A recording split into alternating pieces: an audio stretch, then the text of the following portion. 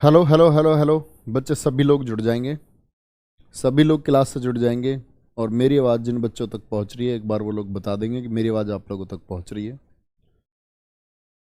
मोनिका सिसोदिया, सिमी चौधरी, कल्पना शर्मा, विपिन जिंदल, अजीत गुजर, शिवानी, जयललिता अवस्थी, राजू अली, अर्चना यादव जी, उपेंद्र कुमार, प्रवीण, अर्जुन, प्रियांक, सोनू, अंजलि, राहुल तोमर। सभी बच्चे क्लास से जुड़ जाएंगे भैया, क्योंकि आप लोग बाद में कहते हो कि सर क्लास लेट शुरू हुई और हमारी क्लास तो छूट गई 2-4 मिनट की, है ना। एक बार थम्स अप कर देना सभी, जिन बच्चों तक मेरी आवाज़ पहुंच जाए तो मैं समझ जाऊंगा कि अब क्लास को शुरू कर देना चाहिए मुझको। शिल्पी यादव, सुशील कुमार, प्रियंकू, प्रियंकू है प्रियंकू है। बोलेंगे भैया अभी तक थम्स अप नहीं आए मेरे पास, थम्स अप करके भेजेंगे तो मैं समझ पाऊंगा कि आप लोगों तक क्लास आवाज़ मेरी पहुंच रही है और आप क्लास को जारी कराने के लिए एकदम तैयार हैं। गुड मॉर्निंग नहीं है भैया, गुड आफ्टरनून है। 12:03 हो चुके हैं।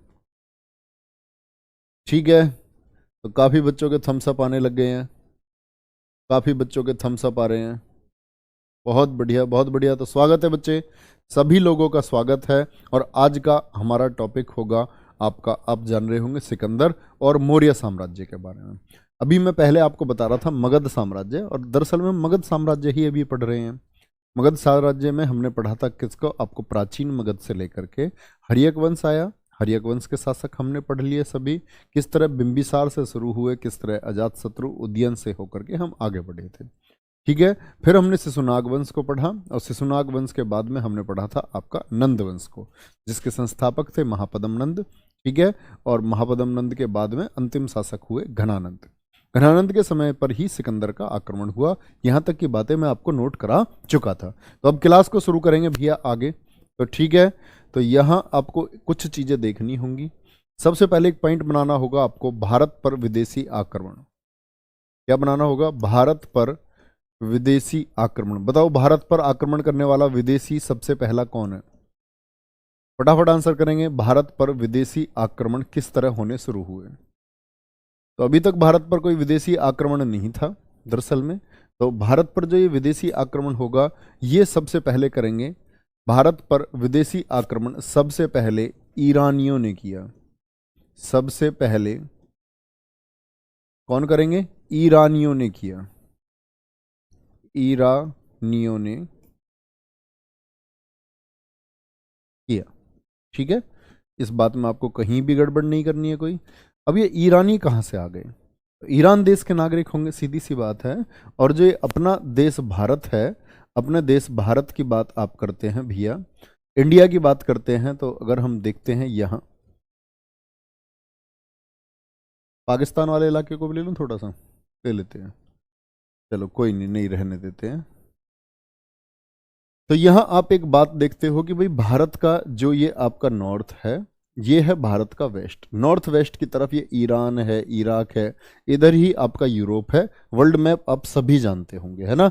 वर्ल्ड मैप के बारे में जानते हो सभी? नहीं? ऐसे कितने बच्चे हैं जिन्होंने अभी वर्ल्ड मैप नहीं पढ़ा है? मतलब वर्ल्ड मैप और मैप, इंडियन मैप, ये आपके अपने खुद के पढ़ने की चीजें हैं। तो ईरानियों ने भारत पर जो आक्रमण किया आपका भैया, ये बात समझने की है कि ईरानियों ने आक्रमण किया भारत पर। तो ये पहला व्यक्ति कौन था? तो लिख लेना, ये शासक था, ये शासक था डेरियस प्रथम। तो कभी भी पूछे किसने किया तो ईरानियों ने। शासक का नाम पूछे तो डेरियस फर्स्ट है, भारत पर आक्रमण करने वाला पहला शासक। भारत पर सबसे पहले आक्रमण किया था इसने, सबसे पहले आक्रमण करने वाला शासक। अब इंपॉर्टेंट बात है कि ईरानियों में ये जो डेरियस प्रथम था, ये डेरियस प्रथम किस वंश से संबंध रखता था? तो इसका वंश था, लिखना, वंश था इसका हखामनी साम्राज्य। क्या बोलेंगे? हखामनी साम्राज्य से संबंध रखता था। हखामनी साम्राज्य, नोट करना। इसने दो महाजनपद मैंने आपको बताए थे, अगर पता हो आपको। इसने गांधार, बोलो गांधार भारत की सीमाओं के अंदर स्थित था या बाहर स्थित था? गांधार बताया था, और एक बताया था मैंने आपको कंबोज। गांधार और कंबोज को जीत लिया था, जीत लिया था। गांधार और कंबोज कहां बताए थे, जरा बताओ भैया। मैंने बताया था भारत की सीमाओं से बाहर, यहां गांधार और यहां कंबोज। तो ये दो महाजनपद ऐसे थे जो भारत की सीमाओं से बाहर थे, तो इसने भारत की सीमाओं से बाहर इस वाले क्षेत्र को जीत लिया। ठीक है, किसने? ये था डेरियस प्रथम। तो अब एक बात सोचो, ये जब डेरियस प्रथम का शासन हो गया होगा यहाँ गांधार पर, और गांधार पर इसने ये आक्रमण किया लगभग 336 ईसा पूर्व में। ठीक है, गांधार को जीता इसने, 335 में इसने जीत लिया था आपका किसको? कंबोज को जीत लिया था। तो अब शासनकाल किसका है? भारत की सीमाओं पर कौन बैठा हुआ है इस टाइम पर? भारत की सीमाओं पर बैठा हुआ है आपका डेरियस। सिकंदर से 10 साल पहले आकर के बैठ गया। ठीक है, अब अगर सिकंदर आएगा, सिकंदर चाह रहा है कि मैं भी भारत में जाऊं, तो यहां एक दर्रा हुआ करता था, जिस दर्रे को हम बोलते हैं भारत की सीमा में प्रवेश करने का दर्रा। तो दर्रे का नाम है खैबर दर्रा। दर्रे का मतलब होता है भैया क्या? दो पहाड़ों के बीच की जमीन, दो पहाड़ों के बीच की जमीन होती है। तो अब सिकंदर अगर भारत पर आक्रमण करना चाह रहा है, तो आक्रमण तो कहां से हो पाएगा आपका? पहले गांधार को जीतना पड़ेगा और फिर कंबोज को जीतना पड़ेगा। है बात समझ रहे हो नहीं? यस और नो, इतनी बात भेजे में आ रही है भैया? बिल्कुल आ गई होगी। तो सीधी सी बात है, सिकंदर को सबसे पहले पराजित करना होगा। किसको? वो पराजित करना होगा उसको डेरियस फर्स्ट को, क्योंकि डेरियस फर्स्ट उससे पहले आकर के बैठ गया। अब होता है भारत पर इसके बाद में यूनानी आक्रमण। तो पहले ईरानी आए, पहले आए ईरानी, लिखना। ईरानियों के बाद में, ईरानियों के बाद में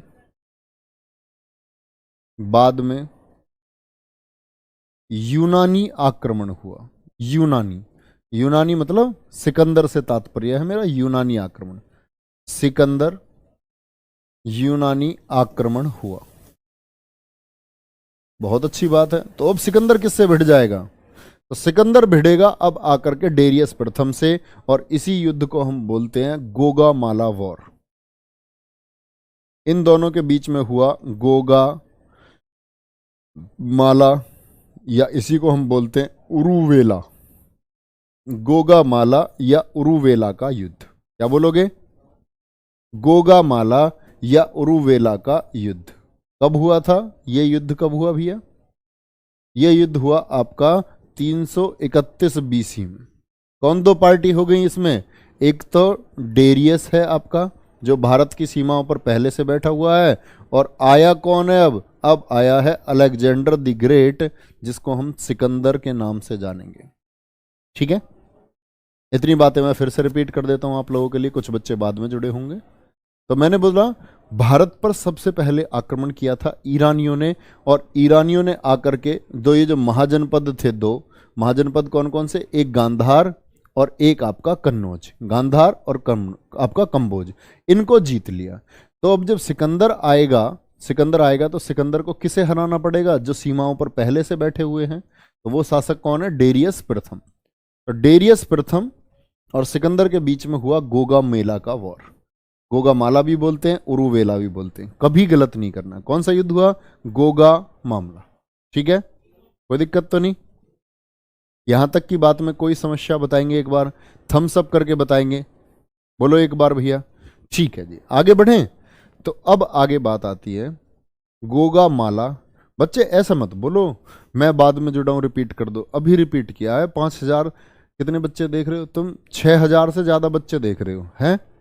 6000 से ज्यादा बच्चे जुड़ चुके। अब तुम बाद में जुड़ो तो इस बात की क्या जिम्मेदारी है बताओ? है 6000 बच्चे जब क्लास देख रहे हैं, चलो भाई। तो सीधी सी बात है, सबसे पहले इस युद्ध में विजय किसकी हुई भैया? विजय इसमें हुई सिकंदर की। लिख लेना, इसमें कौन विजयी हुआ? इसमें सिकंदर विजयी हो गया। ठीक है, कोई दिक्कत तो नहीं? तो सिकंदर की एंट्री इस तरह से हुई। तो अब हमारा टॉपिक शुरू होगा, असली टॉपिक जो हम पढ़ने वाले हैं, सिकंदर।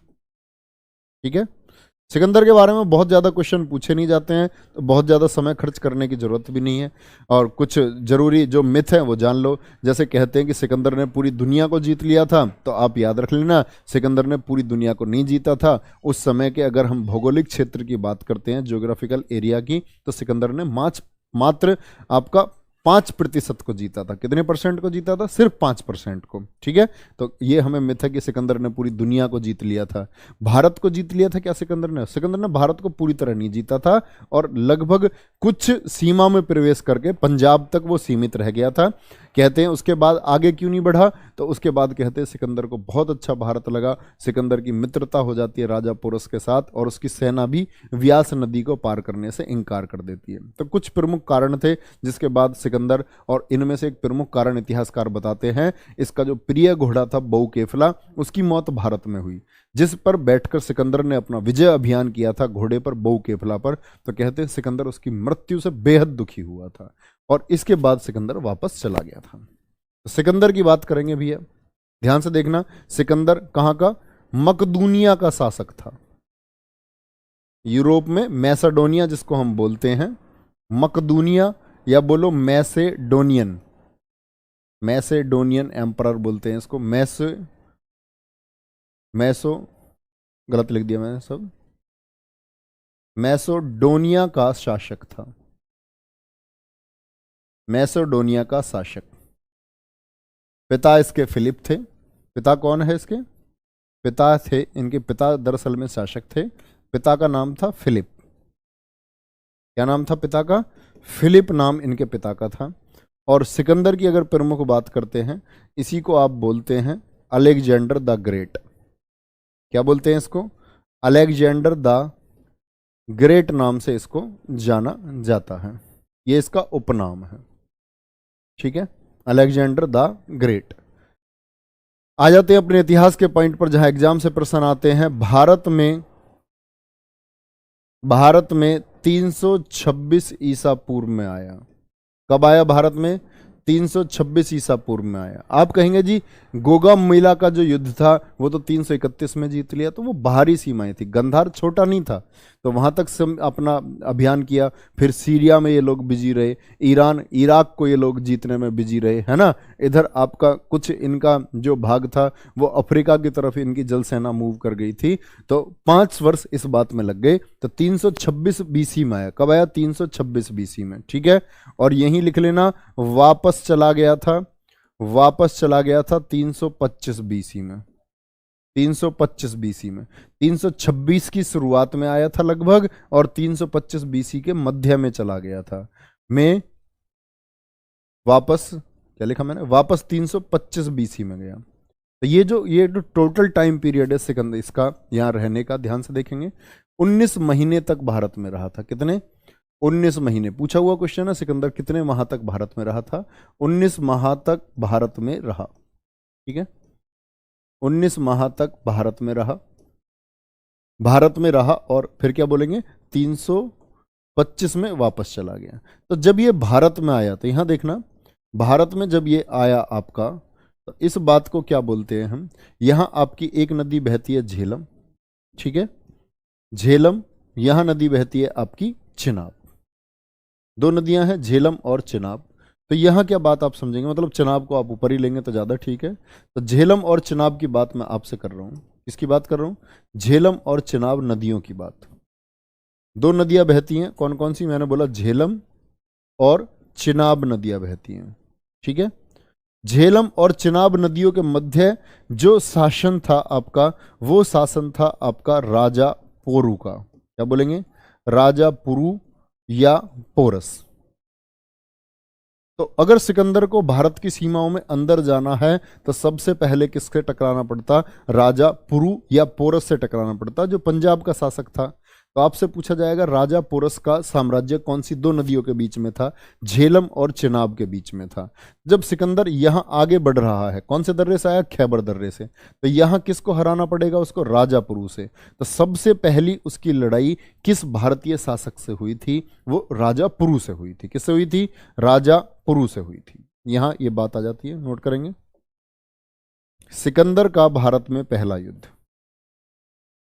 सिकंदर का, पहले तो डेरियस प्रथम को हरा दिया, अब सिकंदर का भारतीय शासक से युद्ध, ऐसे लिख सकते हैं, भारतीय शासक से युद्ध। इसी युद्ध को हम बोलते हैं हाइडे स्पीज का वार, हाइडे स्पीज।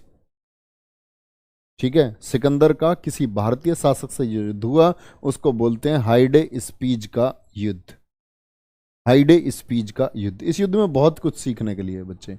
हाइडे स्पीज का युद्ध बोलते हैं, इसी को हम झेलम नदी है ना, झेलम का युद्ध बोलते हैं, झेलम वॉर इसी को कहते हैं हम लोग। इसी को हम झेलम का, वैदिक काल में मैंने क्या नाम बताया था बताओ, मैंने आपको ऋग्वेदिक कालीन नदियों के पुराने नाम बताए हैं, तो पुराना नाम बताओ जरा मुझे, क्या है इसका, तो क्या बोलोगे इसका, इसका पुराना नाम था झेलम का वितास्ता, वितास्ता वॉर या वितास्ता का युद्ध भी इसको हम बोलते हैं। कब हुआ था जी ये युद्ध, ये हुआ था जब सिकंदर भारत आया, तब जैसे ही एंटर कर रहा था 325 बीसी में हुआ। कब हुआ था बोलेंगे, 325 बीसी में हुआ, राजा पोरस से इसका युद्ध। तो राजा पुरु को इसने आपका बंदी बना लिया। राजा पुरु को बहुत हमने छोटी क्लासेस में पढ़ा है कि राजा पुरु बंदी बन करके इसके सिकंदर के सामने जब लाए गए बेड़ियों में कस करके, तो सिकंदर ने इससे पूछा कि आपके साथ क्या व्यवहार किया जाए, तो इन्होंने बिल्कुल निर्भीकता से कहा आपको मेरे साथ वही व्यवहार करना चाहिए जो एक राजा को एक राजा के साथ करना चाहिए। ठीक है, तो इधर तो सिकंदर बैठा हुआ है हीरा, है ना, ऐसा दरबार में, इधर बेड़ियों में आपका राजा पुरु है, राजा पुरु, और इधर कौन है आपका सिकंदर बैठा हुआ है भी है सम्राट, और इधर बैठी हुई है इसकी पत्नी, इसकी पत्नी का नाम है रैक्सोना। क्या नाम था, रुखसाना भी कह देते हैं कुछ लोग इसको, रुखसाना ठीक नहीं है, वो कई जगह लिखा हुआ है रुखसाना, रैक्सोना नाम है इसकी पत्नी का, कभी रुखसाना बना दो इसको, क्या बोल देंगे इसको, हाँ रुखसाना नहीं है, अभी वो बता दो खालिद वाली रुखसाना, रैक्सोना है, क्या है, रैक्सोना।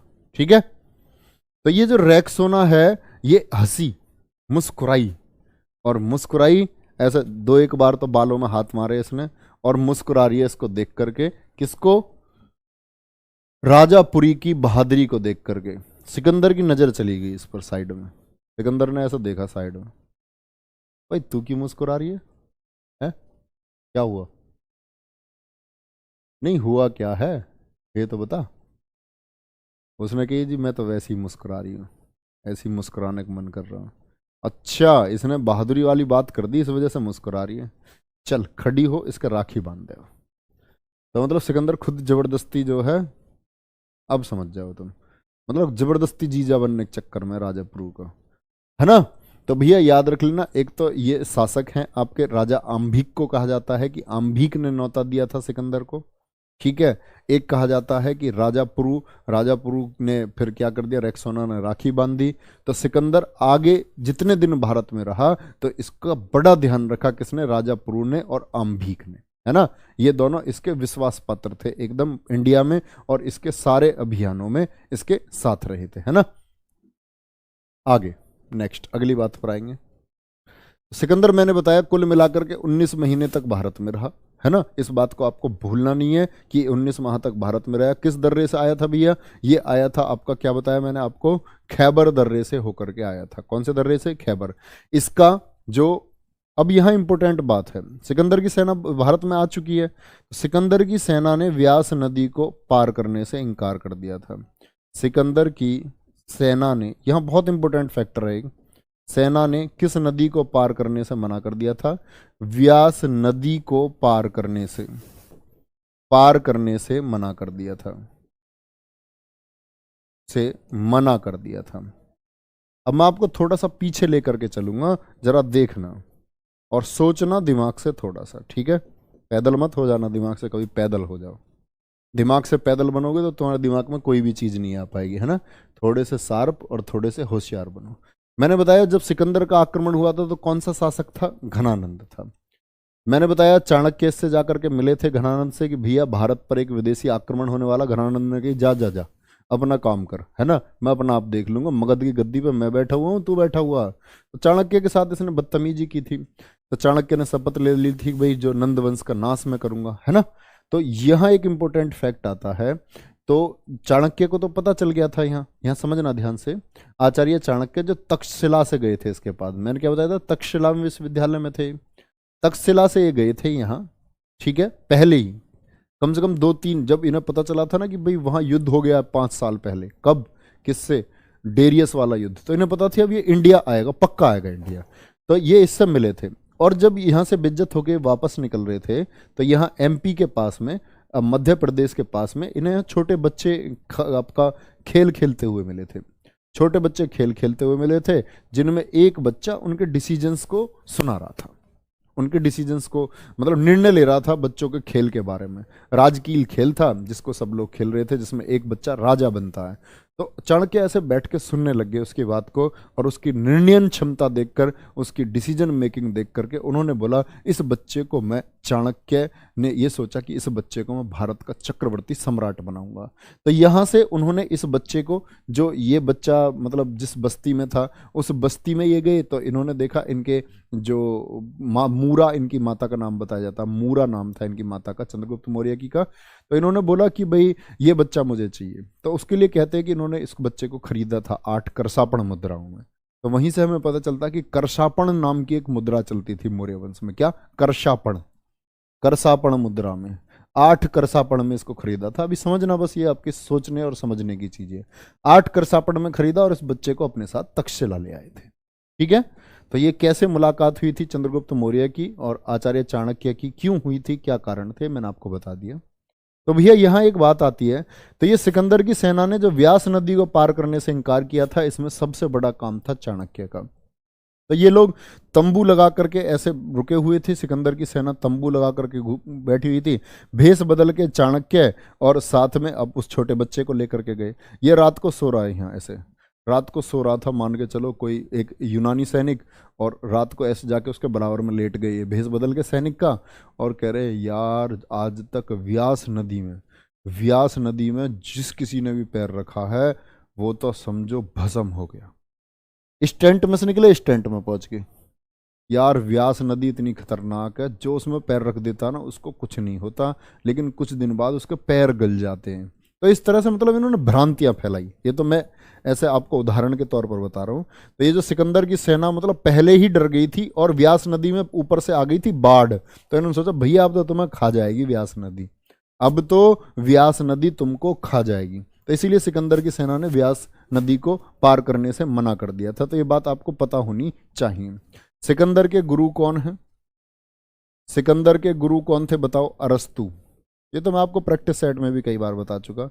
अरस्तु, अरस्तु के गुरु कौन है, प्लेटो, प्लेटो, और प्लेटो के गुरु कौन माने जाते हैं, सुकरात। क्या बोलेंगे, प्लेटो के गुरु कौन है, प्लेटो के गुरु हैं सुकरात, ठीक है, कोई दिक्कत तो नहीं। हाँ, भोकाल जैसी स्थिति, भोकाल जैसी स्थिति, क्या बोलोगे, अरस्तु, अरस्तु के बाद में प्लेटो। अरस्तु की बुक का नाम याद रख लेना, पॉलिटिक्स। पॉलिटिक्स बुक किसकी है, ये अरस्तु की है। और प्लेटो की बुक कौन सी है, प्लेटो ने लिखी है रिपब्लिक बुक को। किसको, रिपब्लिक बुक को लिखा है। सुकरात ने कौन सी बुक लिखी है, कोई पुस्तक नहीं लिखी, ठीक है। तो विश्व विजय का जो सपना दिखाया, विश्व विजय का जो सपना दिखाया था सिकंदर को, वो दिखाया था इनके गुरु अरस्तु ने, ठीक है, अरस्तु ने दिखाया था। और यहां नोट करना, सिकंदर के साथ आए विदेशी लेखक, सिकंदर के साथ आए व्यक्ति लिख लो, लेखक नहीं, साथ आए व्यक्ति, मैं अपना आप बता दूंगा लेखक कौन है कौन नहीं है। सिकंदर के साथ जो भारत में व्यक्ति आए थे, यहां से क्वेश्चन बनता है, ठीक है। सिकंदर की पुस्तक होमर है, वह होमर आदमी का नाम है, पगलू तेरा, सिकंदर की पुस्तक होमर है, क्या नाम है इसका, दिखाना जरा, रोबिन कुमार, रोबिन उथप्पा बना दूंगा तेरा, अपने पास से मत बना पिरसन। चलो, सिकंदर के साथ आए व्यक्ति कौन कौन है, देखो एक तो आया इसका जो थल सेनापति था, ठीक है, एक तो सेल्यूकस निकेटर है, सेल्यूकस निकेटर, ये इसका थल सेनापति है। ये कौन है, इसका थल सेनापति। थल का मतलब होता है जमीन पर जो सेनापति हो। सिकंदर के पास थल सेना भी थी और जल सेना भी थी, ठीक है। दूसरा व्यक्ति था सिकंदर के साथ आने वाला नियारकस, क्या बोलेंगे, नियारकस था, ठीक है, गलत लिख दिया मैंने, नेरियाकस हो जाएगा ना ऐसे तो, नियारकस था। ये कौन था? ये जल सेनापति था। कौन था? जल सेनापति था। तीसरा व्यक्ति इसके साथ आया था फिलिप। कौन? पिता नहीं है इसके, फिलिप नामक एक इसके साथ था, जैसे समझ लो इसका मैनेजर था, मैनेजर है ना, प्रबंधक था, जो सारी चीजें देखता था, युद्ध वुद्ध वगैरह की प्रबंधक था इसका। चौथी बात अगर हम करते हैं, चौथी बात इसके साथ आया आपका एना सिक्रीटस। क्या बोलेंगे? एना सिक्रीटस, ये चौथा व्यक्ति है। ये कौन है जी? ये इतिहासकार है भैया। ये कौन था? आपका एक इतिहासकार था, इतिहासकार। पांचवा आया इसके साथ ऑरिस्टोबुलस, ये भी एक इतिहासकार है, ऑरिस्टोबुलस। तो इससे बहुत क्वेश्चन बनता है सिकंदर के साथ कौन आया था कौन नहीं आया था। ऑरिस्टोबुलस ये भी क्या है? ये एक इतिहासकार था। ठीक है, तो सिकंदर के साथ आए लोग हैं ये। और जो बच्चा ये होमर के बारे में बोल रहा था, इसे मैं बता देता हूँ एक बार। सिकंदर की प्रिय पुस्तक है भैया वो, सिकंदर की फेवरेट बुक है वो, सिकंदर की पसंदीदा पुस्तक। अरस्तु ने कहा था कि बेटा अगर जीतनी है ना दुनिया, जीतनी है दुनिया, तो ये किताब अपने साथ रख लेना और इस किताब की पंक्तियों को याद रख लेना। ये पुस्तक का नाम है इलियड, होमर नहीं है बच्चा, पुस्तक का नाम है इलियड। इसके जो राइटर है वो राइटर है आपका होमर। क्या बोलोगे? राइटर होमर है। तो इस पुस्तक में ऐसा क्या था? इस पुस्तक में युद्ध की कहानियां, अगर आप बच्चों से कुछ हॉलीवुड मूवी देखते होंगे तो एक मूवी है ट्रॉय, अगर आपने देखी हो, TROY, बताना जो बच्चों ने देखी है थम्स अप करके। तो ट्रॉय मूवी जो है वो ट्रॉय मूवी इसी पुस्तक की पटकथा पर लिखी हुई है। यूरोप के युद्धों के बारे में, ट्रॉय साम्राज्य के बारे में इस पुस्तक में बताया गया है, जो सिकंदर हमेशा पढ़ता रहता था और सिकंदर इस पुस्तक को अपने पास रखता था। ठीक है, कोई दिक्कत तो नहीं? बोलो एक बार। ठीक है, बहु केफला भी आया था ना सर इसके साथ। बहु केफला इसके घोड़े का नाम, अभी बताऊंगा दोस्त, ये बहुत अच्छा प्रश्न पूछा एक बच्चे ने, है ना। तो सिकंदर के घोड़े का नाम, सिकंदर के घोड़े का नाम, घोड़े का नाम था बहु केफला। मैंने बताया ना सिकंदर बहुत ज्यादा दुखी क्यों हुआ था, बहु केफला वापस जाने के कारण थे कि सिकंदर अपने पूरे विजय अभियान में इसी बहु केफला पर सवार था। ये सिकंदर के घोड़े का नाम है। और सिकंदर ने भारत में बहु केफला नामक एक नगर भी बसाया था। क्या बसाया था? बहु केफला नामक एक नगर भी इसने यहाँ भारत में बसाया था। ये बात आप कभी मत भूलना, है ना। बहु केफला बसाया था, तो यहाँ नोट कर लेना छोटे से एक बात में, बहु केफला नगर बसाया था एक तो भारत में, बहुकेफला नगर, और एक नगर और क्या था? निकैया नगर। निकैया नगर भारत में बसाए थे। चलो भाई, ये सिकंदर द्वारा बसाए गए प्रमुख नगर हैं। सिकंदर जहां भी जीतता था वहीं नगर की स्थापना करता था, और अलेक्जेंड्रा नाम से ही बहुत सारे इसने बसा दिए थे शहर। 300 तो अलेक्जेंड्रा ही इसने बसा दिए थे। ठीक है, ठीक है, इसके नाम पर एक नगर बसाया। बहुत बढ़िया। बहुकेफला कौन था बच्चे? बता तो दिया बहुकेफला कौन है, हैं? अब इससे कोई रिश्तेदारी थोड़ी बना सकता हूँ मैं तुम्हारी, घोड़ा है ये। अन्नी में बता देता ये इंसान होता तो ऐसे ऐसे बन के तुम्हारे ताई के, मामा के, ताऊ के, और ऐसे ऐसे लगता था ये, तब तो बता देता मैं। ठीक है, कोई दिक्कत भैया? देखो एक आया सर इब्न बतूता, किसके किसके काल में, किसके साथ आया था? पगलू, इब्न बतूता आएगा 1333 में। अभी तुम चल रहे हो ईसा पूर्व में, है ना। इब्न बतूता बच्चा 1500 साल बाद आएगा। अभी अभी इब्न बतूता क्यों बुला रहे हो? 1333 में आएगा वो इंडिया, मोहम्मद बिन तुगलक के समय, जब बात करेंगे उसकी। पुष्पा, अपन झुकेगा नहीं, अपन झुकेगा नहीं, बहुत मेहनत करेगा रे। बहुत बढ़िया। चलो, वैसे समझो इब्न बतूता जैसे कोई सोने की ईंट धर गए हो इसके नाम पर। और ये जिस दिन ऐसा नहीं होता था कि इसको पता चल जाएगा इब्न बतूता किसके साथ आया था, फिर ये लिंक निकालेगा। इब्न बतूता ने इसके लिए सोना दबा कर रख रखा हमारे भाई के लिए। हमें दे दिए भैया एक आध ईंट जब मिल जाए उसमें से। पढ़ नहीं सकते दिमाग में, मैं कह रहा हूँ कि जो मैं पढ़ाता हूँ उस पर फोकस करा करो। ये जो बच्चा लीक से हट के प्रश्न करेगा ना, ये तैयारी करता रहेगा, मैं बता रहा हूँ ना। तो इसके ये तैयार होने का, ना इसके वो तैयार होने का, क्योंकि इसकी बुद्धि अभी कहीं और काम कर रही है। और ये दिमाग की बच्चे क्षमता है, मस्तिष्क की क्षमता है कि आप जिस तल्लीनता से किसी चीज में डूबे रहते हैं वो उतने समय तक के लिए स्थायी हो जाती है। जब जब आपका ध्यान कहीं और होगा तब तब सब रफ हो जाएगा, कुछ भी पल्ले नहीं पड़ेगा तुम्हारे। बस ये याद रह जाएगा बहु केफला, बाकी कुछ याद नहीं रहेगा। चलो चलें भी आगे, थम्स अप करके बताओ एक बार, आगे बढ़ें। थम्स अप करके आगे बढ़े। सिकंदर के घोड़े का नाम ये क्या था? ये बऊकेफला था, और इसने बऊकेफला नगर यहाँ बसाया। ये सिकंदर के बारे में बस इतनी सी बातें हैं। और याद रख लेना, जैसे मैंने एक व्यक्ति बताया था ना आपको, फिलिप, तो सिकंदर जब वापस गया था ना, तो अपना साम्राज्य वो इन्हीं इन्हीं लोगों में बांट करके चला गया। जैसे सीरिया वाला क्षेत्र था, सीरिया वाला क्षेत्र था वो सेल्यूकस को दे करके चला गया था, है ना। निरियाकस को दे दिया था आपका इधर अफ्रीकन बॉर्डर नीचे की साइड में। फिलिप को दे दिया था भारत वाला हिस्सा, भारत का जो जीता हुआ हिस्सा था वो किसको सौंप करके चला गया था? फिलिप को सौंप करके चला गया था। तो इंपॉर्टेंट बातें हैं। वापस जा रहा था सिकंदर, तो कहाँ सिकंदर की मृत्यु कब हुई थी? सिकंदर की मृत्यु नोट करना, सिकंदर की मृत्यु हर दो मेरा दोस्त बताएगा सिकंदर की मृत्यु कहाँ हुई थी फटाफट। तो सिकंदर की मृत्यु हुई थी 326 में तो आया, 323 ईसा पूर्व में। कहाँ हुई थी? मिस्र के बेबीलोन में। बेबीलोन में सिकंदर मरने वाला था, सिकंदर को पता था मैं मरने वाला हूं, तो सिकंदर ने क्या कहा था? भैया मेरा हाथ ऐसे खोल के रख देना, ऐसे, ताकि दुनिया को पता चले कि विश्व विजय का जो सपना देख रहा था वो भी खाली हाथ जा रहा है ना। तो वो इंपॉर्टेंट बातें, उनके बारे में ज़्यादा इतिहासकार बताते नहीं है कि ऐसा कुछ था, कुछ लोगों ने मिथ भी मानते कि ऐसा कुछ नहीं था। तो अब बात आई, सिकंदर भी वापस चला गया, व्यास नदी को मना भी कर दिया, चाणक्य की राजनीति भी काम में आ गई, घनानंद का साम्राज्य खत्म हो चुका है। अब बात आती है किसकी? मौर्य साम्राज्य की। किसकी बात आती है? मौर्य साम्राज्य, मौर्यन डायनेस्टी की बात आती है। और मौर्य साम्राज्य को हम कब से बोलेंगे? जब सिकंदर वापस चला गया उसके अगले ही वर्ष 322 ईसा पूर्व से। क्या बोलोगे? 322 ईसा पूर्व से लेकर के और आपका 185 तक। क्या बोलेंगे? 185 बीसी तक क्या रहा आपका? ये रहा मौर्य साम्राज्य। बताओ कितने वर्षों तक का ये साम्राज्य है? कुल कितने वर्ष हुए भैया? बोलो एक बार, कितने बोलोगे? 137 वर्षों का साम्राज्य है। कितने? 137 ईयर्स। ठीक है। सेल्यूकस, निकेटर और चंद्रगुप्त मौर्य। हाँ, चंद्रगुप्त मौर्य को तो आ जाना, तो तब करवाएंगे युद्ध। ठीक है, चलो। अरे कहीं नहीं पूछा जाएगा सिकंदर किसकी वजह से मरा। अब मैं तुम्हें बता लगूँ मेनिंजाइटिस की वजह से मरा, ऐसे प्रश्न कभी नहीं पूछे जाते हैं। दिमागी बुखार हो गया तो भैया इसको ऐसे याद कर लेना, अगर जो याद करना चाह रहे हो। मौर्य साम्राज्य, तो मौर्य साम्राज्य के संस्थापक कौन हैं? संस्थापक थे इसके चंद्रगुप्त मौर्य। ठीक है, कौन है? चंद्रगुप्त मौर्य।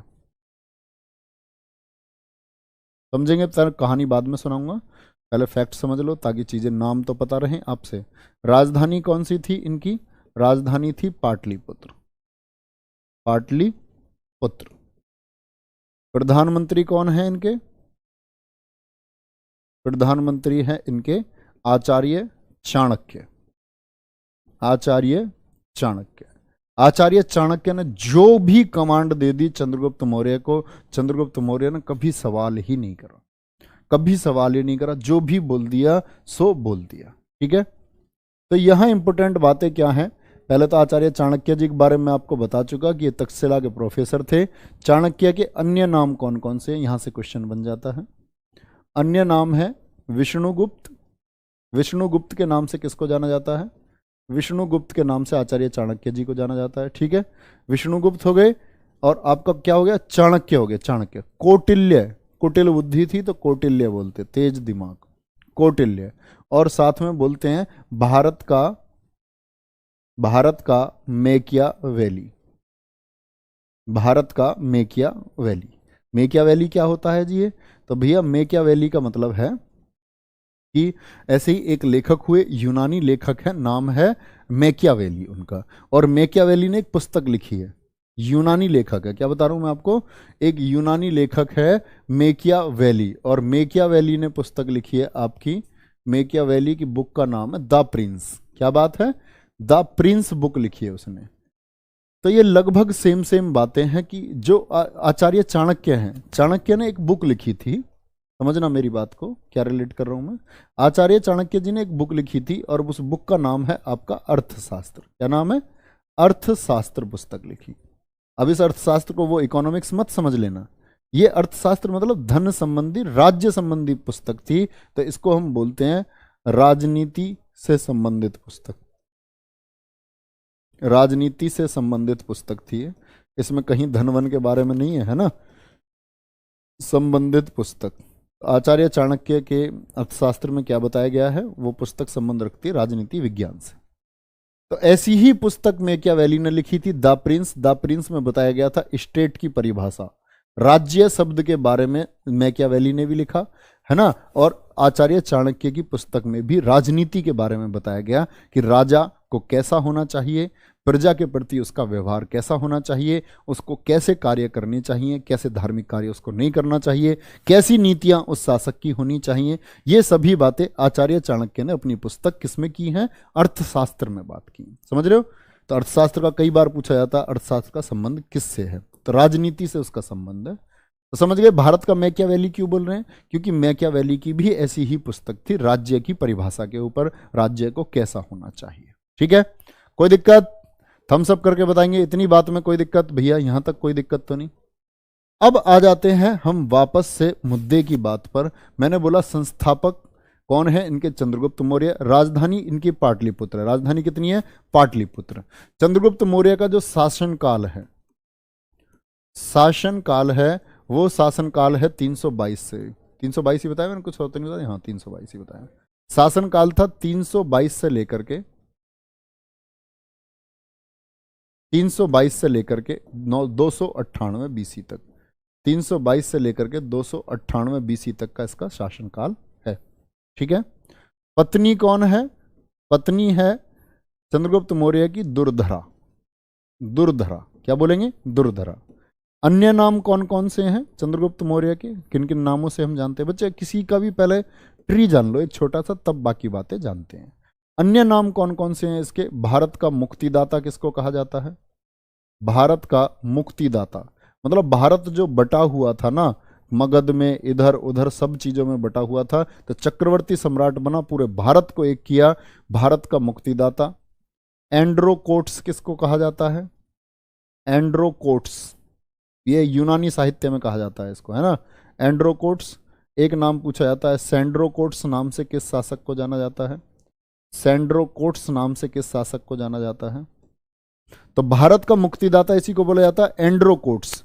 तो ये इंपॉर्टेंट बात है कि चंद्रगुप्त मौर्य को एंड्रोकोट्स कह करके किसने पुकारा है, तो इतिहासकार हुए हैं, याद रख लेना। एंड्रोकोट्स इसको कहा है एपियन ने, किसने, एपियन एंड प्लूटार्क ने कहा है।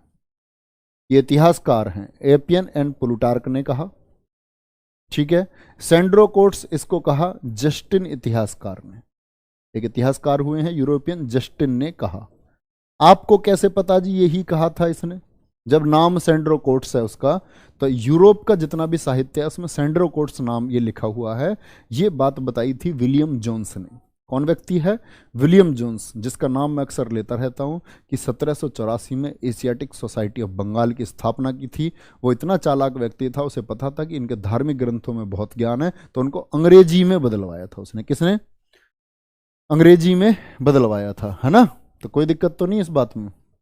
चलो भाई, मुक्तिदाता इसको बोल दिया, भारत का मुक्तिदाता था, क्योंकि भारत बच्चे बटा पड़ा था अलग अलग साम्राज्यों में। जैसे कि मान के चलो मगध था, घनानंद तो नालायक था, घनानंद तो बड़ा क्रूर शासक था, तो ऐसे लोगों को इसने गद्दी से हटाया, ऐसे लोगों का इसने खात्मा किया, इसीलिए इसको बोला गया भारत का मुक्तिदाता। ठीक है। तो शासक बन जाता है, यहां तक की बात में किसी को भी कोई दिक्कत नहीं होनी चाहिए। पत्नी मैंने बताई दुर्धरा। ठीक है। और यहां इंपॉर्टेंट, सबसे इंपॉर्टेंट आता है 305 बीसी का वार। 305 बीसी में नोट करेंगे, 305 बीसी में किससे युद्ध लड़ा था। ठीक है। जस्टिन ने मौर्य को सैंड्रो, बिल्कुल नुतेश माथुर जी एकदम ठीक लिख रहे हैं। 305 बीसी में, यहां से लिखेंगे 305 बीसी में, क्या बोला मैंने, 305 बीसी में इसने क्या कर दिया आपका, बोलेंगे एक बार, किससे युद्ध लड़ेगा, ये जो आपका सिकंदर का सेनापति था। 305 बीसवी में सेल्यूकस निकेटर, सेल्यूकस निकेटर से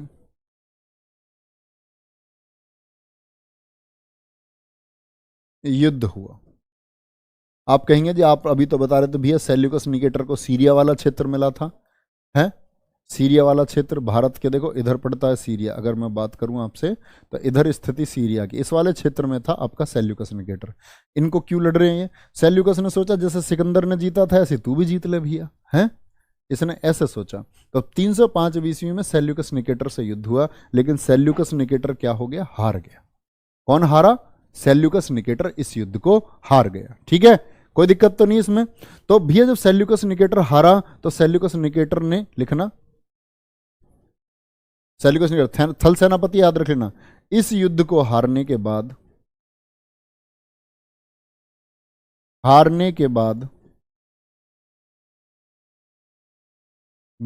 निकेटर ने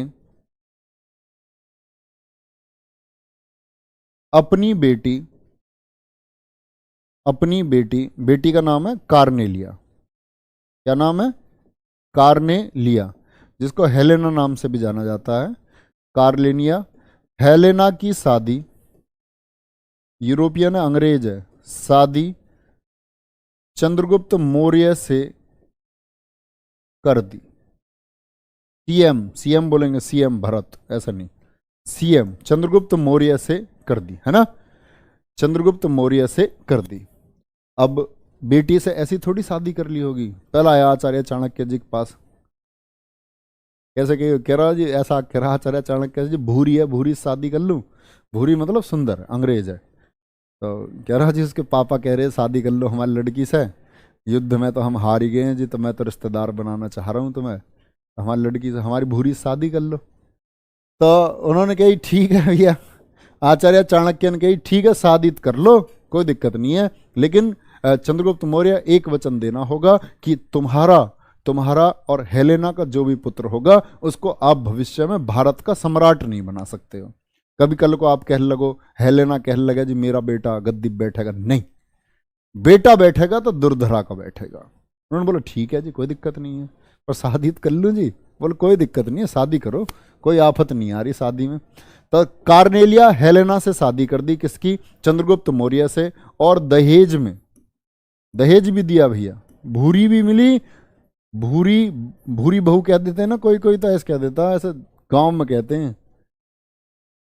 जैसे कोई बालक किसको मलूक सा रह गया है ना, जैसे थोड़ा सांवला बालक है तो उसका नाम रख दें काड़ू, है ना, और जो मलूक सा बालक है उसका नाम रख दें भूरू या भूरा, और लड़की का नाम रख देते हैं भूरी।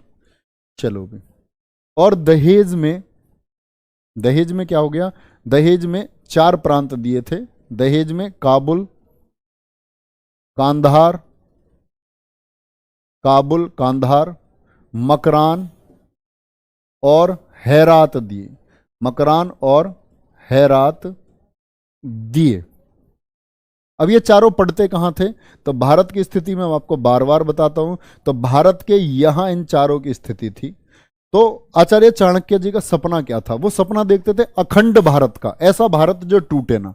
देखो भारत में पहले भारत भी था, ये जो आज का बांग्लादेश है ये भी भारत में था, ठीक है, जो आज का अफगानिस्तान है ये भी भारत में था, जो पाकिस्तान है ये भी भारत में था, ये सब अखंड भारत था। और इसका सपना देखा था आचार्य चाणक्य ने। और अखंड भारत कब कब टूटा? ये जैसे 1893 में अलग हो गया, पाकिस्तान 1947 में अलग हो गया, बांग्लादेश 1971 में, मतलब हो तो बांग्लादेश भी 1947 में गया था, फाइनली 1971 में अलग हो गया। तो ये अखंड भारत आचार्य चाणक्य जी के द्वारा बनाया हुआ था। दहेज में ये 4 जगह और मिल गई आपकी, पाकिस्तान अफगानिस्तान से आगे वाली, ठीक है। कौन कौन से? मकरान पूछा जाता है, इनमें से कौन सा सेल्यूकस निकेटर ने नहीं भेजा था। अब इंपॉर्टेंट बात, और क्या किया सेल्यूकस निकेटर ने? साथ ही एक दूत मतलब जो मैसेज लेके आता है, साथ ही एक दूत मेगस्थनीज को सीएम के दरबार में भेजा। सीएम के दरबार में भेजा, है ना। तो मेगस्थनीज किसके दरबार में आया था? मेगस्थनीज किसने भेजा था? सेल्यूकस निकेटर का दूत था। किसके दरबार में आया? ये आया था आपका चंद्रगुप्त द्वितीय के दरबार में। और बच्चा याद रख लेना यहां से ये बात, मेगस्थनीज की बुक है, मेगस्थनीज की बुक का नाम है इंडिका। क्या कौन सी पुस्तक लिखी इसने? इंडिका बुक को लिखा है। और बार बार क्वेश्चन पूछा जाता है इंडिका पुस्तक में क्या बताया गया? तो इनकी जो राजधानी थी पाटलिपुत्र का प्रशासन बताया गया है। पाटलिपुत्र का प्रशासन, वहाँ का एडमिनिस्ट्रेशन कैसा था, वहाँ की राज्य व्यवस्था कैसी थी, ये सारी चीज़ें बताई गई हैं। किसके द्वारा? ये सब कुछ बताया है आपका, क्या बोलोगे? मेगस्थनीज ने बताया है। किसने? मेगस्थनीज ने बताया है। यहाँ तक कोई दिक्कत है? यहां तक की बात में कोई परेशानी? ठीक है जी। अब आ जाओ अगली बात पर। ये बुक किसने लिखी? मैगस्थनीज। ये बुक लिखी इंडिका। इंडिका में क्या बताया गया? पाटलिपुत्र के प्रशासन के बारे में बताया गया। ये बात आपको कभी भी भूलनी नहीं है। फिर बात आती है यहां, जैसे हम बात करने लग जाते हैं आपका सुदर्शन के बारे में, सुदर्शन झील के बारे में बात करते हैं, तो उससे पहले हमें बात करनी होती है एक छोटी सी चीज मैं आपको बताऊंगा, जूनागढ़ अभिलेख। संस्कृत में जारी पहला अभिलेख है ये, पहली बात तो। अभिलेख मैं आपको सारे एक साथ एक क्लास में भी करवाऊंगा। जूनागढ़ अभिलेख तो ये रुद्रदामन ने जारी कराया था। रुद्रदामन आगे आएंगे आपका, जब विदेशी शासक आएंगे, रुद्रदामन ने जारी कराया। ये छोटा सा कहीं पॉइंट बना करके लिख लेना ऐसे। जूनागढ़ अभिलेख किसने जारी कराया था? रुद्रदामन ने जारी कराया था। और इसी जूनागढ़ अभिलेख से हमें पता चलता है सुदर्शन झील के बारे में। सुदर्शन झील, सुदर्शन झील कहाँ स्थित है? आपकी गुजरात, सौराष्ट्र जिसको हम बोलते हैं, सौराष्ट्र गुजरात में। ठीक है, तो आपसे पूछता है कई बार सुदर्शन झील का वर्णन कहाँ मिलता है? जूनागढ़ अभिलेख में। और इस सुदर्शन झील को बनवाया किसने था? हम क्यों यहां बात कर रहे हैं? तो दरअसल में सुदर्शन झील जो थी, ये नोट करना, सुदर्शन झील का निर्माण, सुदर्शन झील का निर्माण, सुदर्शन झील का निर्माण जो आपका ये चंद्रगुप्त मौर्य है, सीएम के राज्यपाल पुष्यगुप्त ने कराया था। राज्यपाल पुष्यगुप्त ने कराया था, पुष्यगुप्त ने कराया था। ये बहुत मोस्ट इंपोर्टेंट फैक्ट है यहां से, चंद्रगुप्त मौर्य से कभी मत भूलना।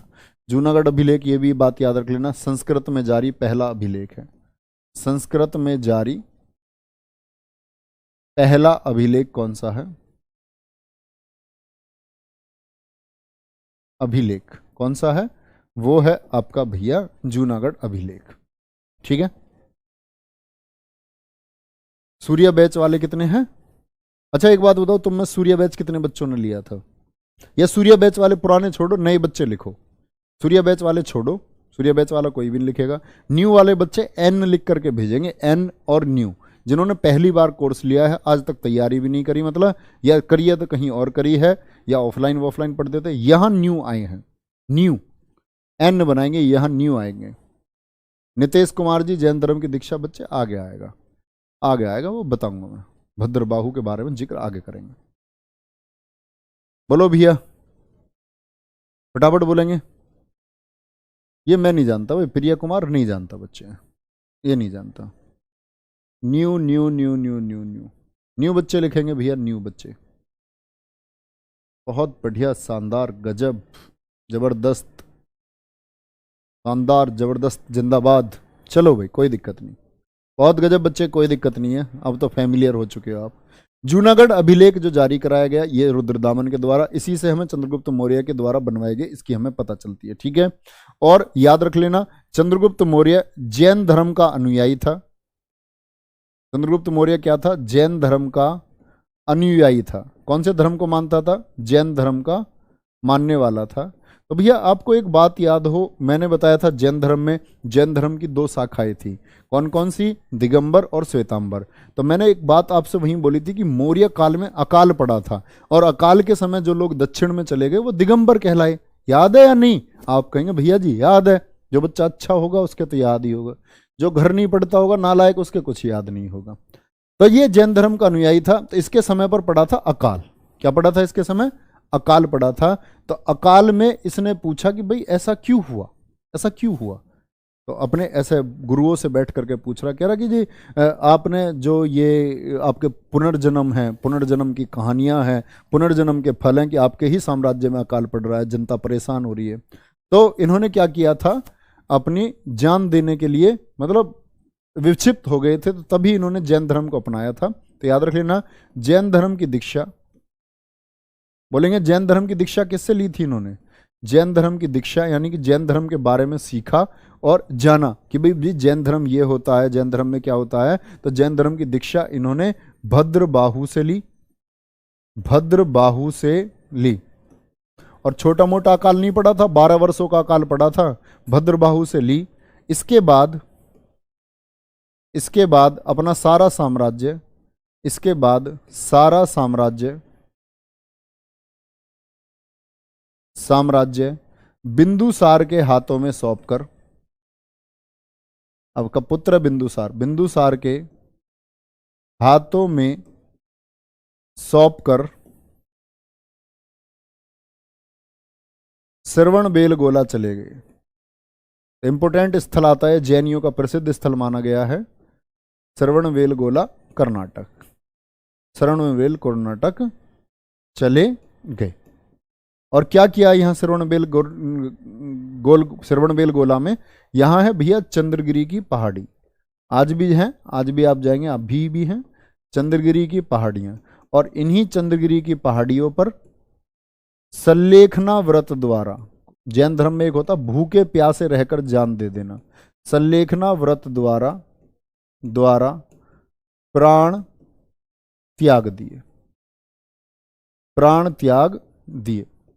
बड़े अच्छे सम्राट थे। भारत में चक्रवर्ती कहने का इनका कारण है कि इन्होंने भारत की सीमाओं को आपका दक्षिण भारत से लेकर के पूर्वी भारत और साथ में आपका अफगानिस्तान, आपका भी मैंने बताया कंबोज, कांधार, काबुल, मकरान, यहाँ तक पहुंचा दिया। चक्रवर्ती सम्राट कहलाए। अखंड भारत का निर्माण इन्होंने किया, लेकिन अंत में विक्षिप्त हो गए, दुखी हो गए। किस बात से? अकाल से। ठीक है, तो चंद्रगुप्त मौर्य ने किस विधि से अपने प्राण त्याग दिए थे? सल्लेखना व्रत, भूखे प्यासे रहकर, है ना, श्रवणबेलगोला में। और जैन धर्म में ही इसको सल्लेखना व्रत कहा जाता है। तो इंपॉर्टेंट बात है भैया, ये भारत के मुक्तिदाता, मतलब बड़ा काम था। तो एक प्रसंग है छोटा सा, कि जैसे आपने सुना हो कि आचार्य चाणक्य इतने विशेष व्यक्ति क्यों है कि चंद्रगुप्त मौर्य से ज़्यादा श्रेय दिया जाता है आचार्य चाणक्य को। कारण है, जैसे एक बार ये अभी सेल्यूकस निकेटर नहीं था, तो सेल्यूकस निकेटर आया एक बार इंडिया में, और इंडिया में लगभग 1 महीने रह के गया। उसकी खातिरदारी हुई बढ़िया तरीके से। तो जब वापस जा रहा था तो उससे पूछा था चंद्रगुप्त मौर्य ने अपने ससुरे से, तो पूछा था जी कोई दिक्कत तो नहीं इंडिया में? बोले दिक्कत कोई नहीं है, दांत पानी फिट हुआ, सब कुछ एकदम ज़बरदस्त। बस दिक्कत एक इस बात की है कि मैं 1 महीने से देख रहा हूँ कि कोई आदमी मेरी निगरानी करता है, कुछ आदमी मेरी निगरानी पर लगे हुए हैं। तो उन्होंने बोला एकदम, चंद्रगुप्त मौर्य ने, इतना साहस किसका हुआ कि भारत के चक्रवर्ती सम्राट चंद्रगुप्त मौर्य के मतलब नज़दीकी रिश्तेदारों पर निगाह रख सके, इसकी हिम्मत हुई। तो चाणक्य ने कहा कि महाराज ये काम मेरा है, क्योंकि आप बेशक ये भूल सकते हैं कि आपके रिश्तेदार हैं, आप चक्रवर्ती सम्राट होने के नाते शायद कुछ चीज़ों को रिश्तेदारियों के चलते हुए नज़रअंदाज कर सकते हैं, लेकिन मैं अभी भी भारत का प्रधानमंत्री हूँ और ये मेरा उत्तरदायित्व बनता है कि कोई चूक ना हो। विदेशी है, पता नहीं किस चीज़ के लिए आए, क्या है, कैसे है। ठीक है, कोई दिक्कत यहाँ तक कोई भी दिक्कत भैया? इतनी सी बात में किसी मेरे भाई को कोई परेशानी हो, थम्स अप क्रिएट करके बताएंगे। इतनी बात समझ में आ रही है? मैंने बोला इसने साम्राज्य अपना किसको सौंप दिया? ये साम्राज्य इसने सौंप दिया अपना बिंदुसार को। ठीक है, बिंदुसार को सौंप दिया। हेलेना का लड़का कौन था? हेलेना का लड़का था जस्टिन। हेलेना और इसका चंद्रगुप्त मौर्य का बेटा भी हुआ था, जस्टिन है। पहले क्वेश्चन पूछ लो आप। चलो 4 मिनट रह रहे हैं, टॉपिक जब शुरू करेंगे पहले क्वेश्चन पूछ लो आप। ऊपर देखो, कमेंट दिखाओ। नवीन, एक बच्चे के ऊपर कमेंट गया, हिंदी में लिख रहा था, अरे पगलू ठीक है, नीचे। अरे भाई भैया यार, थम्स पे क्यों रोक रहे हो? जो लिखा हुआ है वहां दिखाओ ना भैया। हमारा कमेंट सेक्शन वाला ठीक नहीं है, वही ऊपर नीचे कर रहा। आप बताओ क्या देख लूंगा? ठीक है, और चलो। पण मुद्रा थी, पण मुद्रा। एक बच्चा कह रहा, बच्चे वो करसापण, कर्स धातु होती है, पण मुद्रा को कहा जाता है, इसीलिए मैंने उसको करसापण बोला है। ठीक है, ताकतवर मुगल भी कांपते थे जब युद्ध में शिवाजी सम्मुख आते थे। हाँ, पढ़ाएंगे मराठा साम्राज्य में। सांस लो थोड़ी सी, हटो मत एकदम से, हटो मत भैया। इनके पास हाथी कितने? भैया देखो, जैसे ये देखो, ये बेबुनियादी प्रश्न है, फिर भी मैं आपको बता देता हूँ कि जैसे ये इसने 4 प्रांत दिए थे, तो उल्टे जब रिश्तेदारी होगी तो चंद्रगुप्त मौर्य ने भी 500 हाथी दे दिए थे। प्लूटार्क ने बोला इनके पास 6000 हाथियों की सेना थी, 6000 हाथियों की सेना लेकर के ये चले और संपूर्ण उत्तर भारत से लेकर के दक्षिण भारत तक को इन्होंने रौंद डाला। ठीक है, ये बात अलग है। चलो, कोई दिक्कत? आगे आएंगे। तो मैंने बोला बिंदुसार किसका पुत्र है? बिंदुसार पुत्र है ये आपका चंद्रगुप्त मौर्य का। और चंद्रगुप्त मौर्य की जो ये मृत्यु हुई है ना, ये मृत्यु हुई है इनकी 298 बीसी में। कब? 298 बीसी में मृत्यु हुई है। और 298 बीसी में गद्दी पर कौन आ गया? आपका बिंदुसार आ गया। और कब तक रहेगा? 273 बीसी तक। क्या बोलेंगे? 273 बीसी तक रहेगा। और इसी के अन्य नाम है आपके, इसी के अन्य नाम कौन कौन से? इसके अन्य नाम है आपके, एक तो इसको कहा जाता अमित्र घात। अमित्र घात, अमित्र घात का मतलब होता है, लिख लेना, अमित्र घात का मतलब क्या होता है? दुश्मनों का नाश करने वाला। क्या बोलेंगे? दुश्मनों का, शत्रु का नाश करने वाला, उसी को बोलते हैं अमित्र घात। वारिसार, वारिसार नाम से किस, वारिसार नाम से किस शासक को जाना जाता है? इसी को जाना जाता है। भद्रसार के नाम से किस शासक को जाना जाता है? भद्रसार के नाम से इसी को जाना जाता है। सिंहसेन के नाम से, जैन जैन ग्रंथों में कहा गया है इसको सिंहसेन। सिंहसेन के नाम से किसको जाना जाता है? तो सिंहसेन के नाम से ये भी बिंदुसार को जाना जाता है। ठीक है, बहुत बढ़िया। कोई दिक्कत भैया? के एन का क्या मतलब है? के एन कहाँ लिख दिया? के एन का मतलब कर्नाटक होता है भैया। श्रवण बेलगोला कर्नाटक बोला तो है। के एन, श्रवण बेलगोला कर्नाटक बोला है, तुम ध्यान नहीं देते हो हैं। चलो, अब ये पुत्र किसका है? मैंने बताया ना, दुर्योधन, ये दुर्धरा का पुत्र है। कभी इसको अंग्रेजन का समझ लो। दुर्धरा का पुत्र है बिंदुसार का। किसका? बिंदुसार का। और क्या बोलोगे? बिंदुसार जो पुत्र है ये किसका है? आपका चंद्रगुप्त मौर्य और दुर्धरा का बेटा है। इस बात को आपको याद रखना है। और इस बिंदुसार के बारे में क्या है? इसके दरबार में, इसके दरबार में देखो, बड़े इंपॉर्टेंट इंपॉर्टेंट क्वेश्चन बनते हैं इससे। इसके दरबार में दार्शनिक आए थे, विदेशी दार्शनिक बोलते हैं, जो बाहर से व्यक्ति आता है, सम्राट भेजता था। ये भेजते क्यों थे? जैसे वो आया आपका पहले, सेल्यूकस निकेटर ने भेज दिया था मेगास्थनीज को, क्यों आता था? तो ये प्रशासन देखते थे कि इतना बड़ा सम्राट है, आप उनके पास जाकर के देखो, उनके दरबार में रहो, और ये देखकर क्या होगा भाई, क्या शासन पद्धति उनकी है, क्या है। तो दूत इस तरह से भेजे जाते थे, कोई मैसेज लेकर के भी भेज जाते थे। इसके दरबार में, जो इसका दरबार है, इसके दरबार में आया कौन कौन था? बताएंगे एक बार? बोलो, इसके दरबार में कौन कौन आया था? एक तो एंटियोकस प्रथम ने भेजा था। किसने? एंटियोकस ने भेजा। ये बात आपको पता होनी चाहिए। ठीक है, यहां तक की बात में बोलो भैया। इसके दरबार में, इसके दरबार में एक तो आएगा फिलाडेल्फस, फिलाडेल्फस। और एक और व्यक्ति आएगा, उस व्यक्ति का नाम है आपका डायमेकस। इसके दरबार में फिलाडेल्फस, ऐसे लिख लेना ना, फिलाडेल्फस एंड डायमेकस आए। दूर दूर लिखना थोड़ा। अब ये कौन व्यक्ति हैं?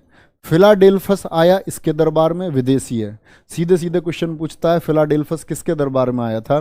तो फिलाडेल्फस आया था आपका किसके दरबार में? बिंदुसार के दरबार में आया था। और ये जो आपका भैया, अगर मैं बात करता हूँ फिलाडेल्फस की, तो फिलाडेल्फस ये भेजा कितने सा? ये भेजा था आपका टॉलमी सेकंड ने। टॉलमी द्वितीय मिस्र का शासक था। टॉलमी द्वितीय कहाँ का शासक था? मिस्र का, ने भेजा। ऐसा नहीं लिखेंगे मिस्र देश को, गलत लिख रहा हूं मैं। मिस्र ने भेजा। किसने भेजा था? मिस्र देश से भेजा गया था। किसने भेजा था? टॉलमी सेकंड ने। क्या बोलोगे? टॉलमी सेकंड ने। ये डायमेकस किसने भेजा था? ये भेजा था आपका एंटीयोकस ने। किसने भेजा था? ये एंटीयोकस ने। और ये एंटीयोकस कहाँ का शासक था? ये था सीरिया का शासक, सीरिया का शासक। इसी डायमेकस के लिए कहा जाता है कि डायमेकस ने क्या क्या मंगाया था, क्यों भेजा था इसने इसको? इसने कही थी भैया, एक तो इंडिया की सूखी अंजीर फेमस है, सूखी अंजीर लेकर के आना, है ना। एक कहा था मदिरा लेकर के आना, शराब, शराब, इंडिया की शराब पीना चाह रहा है। और तीसरा कहा था दार्शनिक। तो दो चीजें तो बिंदुसार ने भेज दी थी, लेकिन ये जो तीसरी चीज थी दार्शनिक, इसके लिए मना कर दिया था। इन्होंने बोला था कि हमारे यहाँ जो फिलोसफर होते हैं, फिलोसफर मतलब विद्वान लोग जो हैं, दार्शनिक उन्हीं को कहा जाता है, कि ऐसे फिलोसफर जिनकी कोई एक नई सोच हो किसी चीज को लेकर के, तो ऐसे व्यक्तियों का आदान प्रदान हमारे यहाँ नहीं होता है। तो बिंदुसार के दरबार में आने वाले प्रमुख व्यक्ति कौन कौन है? फिलाडेल्फस है आपका, और डायमेकस है, भूलना मत। बोलो एक बार।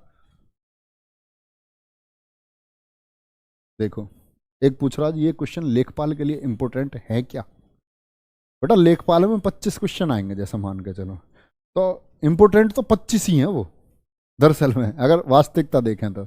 जैसे यूपी पुलिस में 37 क्वेश्चन आएंगे आपके, जीएस के, है ना, सॉरी 38 क्वेश्चन आएंगे, तो महत्वपूर्ण तो वो 38 ही हैं भैया। अब बताओ क्या कर सकते हैं, क्या ही कर सकता हूँ। काश मेरे पास ऐसा कुछ होता कि मैं आपको वो 25% तैयार करवा देता पहली क्लास में, और कोर्स की फीस रख लेते, फिर तो कोर्स की फीस क्या, कोर्स की फीस फिर तो 50,000 भी हो सकती थी, या नहीं होती। तुम विश्वास नहीं करते, कहते झूठ बोल रहे हो। भैया सीखने का समय होता है, क्वेश्चन की बात एक अलग होती है, प्रश्न बनाना परीक्षा में एक अलग है, लेकिन आप एक छात्र हैं, आप अपने जीवन में क्या करेंगे ये बात तय होती है आपके अध्ययन से। कोई भी, चाहे वो लेखपाल की परीक्षा हो, या इससे बड़ी कोई परीक्षा हो, या इससे छोटी कोई परीक्षा हो, वो हमेशा आपका अध्ययन तय करेगा। तो बात महत्वपूर्ण ये है, आप अध्ययन कितना कर रहे हैं। चलो भाई, ये इतनी बात मैंने बताई। बिंदुसार के बारे में जरूर बात याद रख लेना। एक पूछा जाता है, बिंदुसार के समय अशांति कहां पर थी, लिखना इसके समय पर तक्षशिला, जो तक्षशिला भारत से बाहर था, तक्षशिला विश्वविद्यालय वाला क्षेत्र, तक्षशिला में अशांति थी। तक्षशिला में क्या थी, अशांति थी। ठीक है, जिसका दमन करने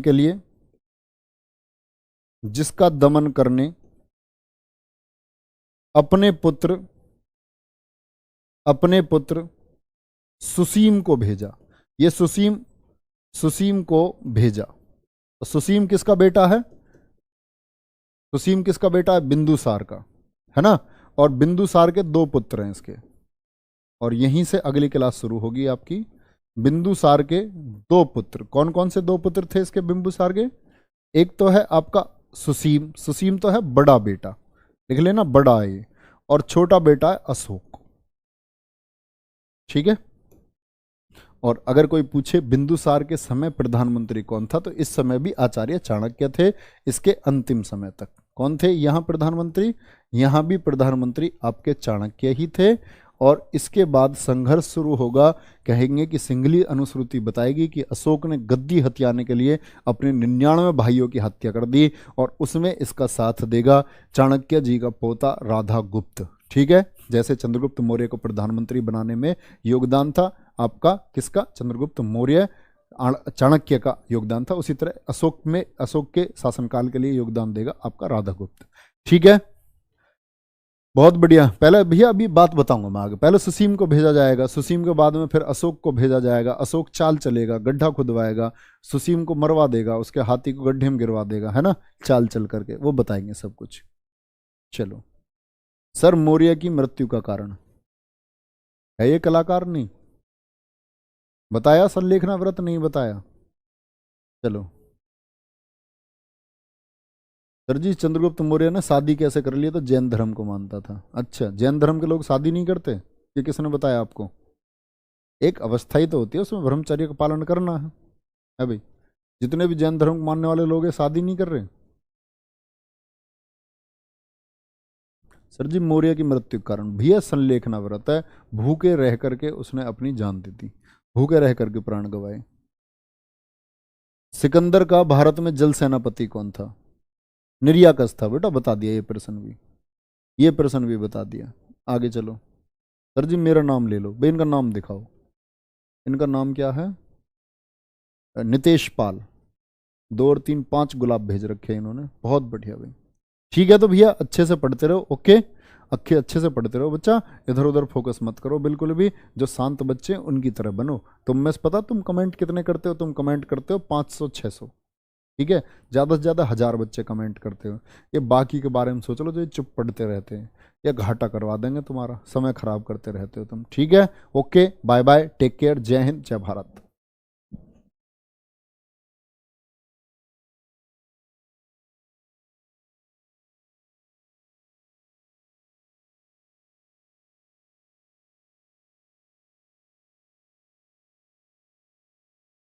को बता रहा था, हेलो हेलो हेलो, मैं फिर से वापस आ गया हूँ भैया, मुझे देख पा रहे हो, मुझे सुन पा रहे हो। मैं कह रहा हूँ फिर से आप लोगों से कि सैटरडे का बच्चे याद रख लेना। सैटरडे जो मैं आपको बता रहा हूँ, ये जो आने वाला सैटरडे है, परसों हर किसी के लिए साइंस की मैराथन है, हर किसी के लिए साइंस की मैराथन। सुबह 8 बजे भैया हर हाल में आना है, ठीक है, सुबह 8 बजे, सुबह 8 बजे आ जाना भैया मैराथन में। रिक्वेस्ट है आप लोगों के लिए बच्चे कि बहुत अच्छा होगा, आपको बहुत अच्छे अच्छे क्वेश्चन का कलेक्शन होगा। फिजिक्स, केमिस्ट्री और बायोलॉजी की मैराथन है बच्चे। अपना विशेष प्रयास करके विशेष प्रश्न आपको देने की कोशिश करूंगा, विशेष तरह से चीज़ें समझाने की कोशिश करूंगा, क्योंकि साइंस एक जटिल सब्जेक्ट है जो आपके समझ में कभी कभार नहीं आता है। वादा करता हूँ एकदम अच्छे से समझा दूंगा। ओके, जरूर आना है, ठीक है। कब आना है? परसों, परसों सैटरडे 8 तारीख सुबह 8 बजे। और इसके लिए शेयर कर देना जितना कर सकते हो इस क्लास को, ठीक है। Okay, take care.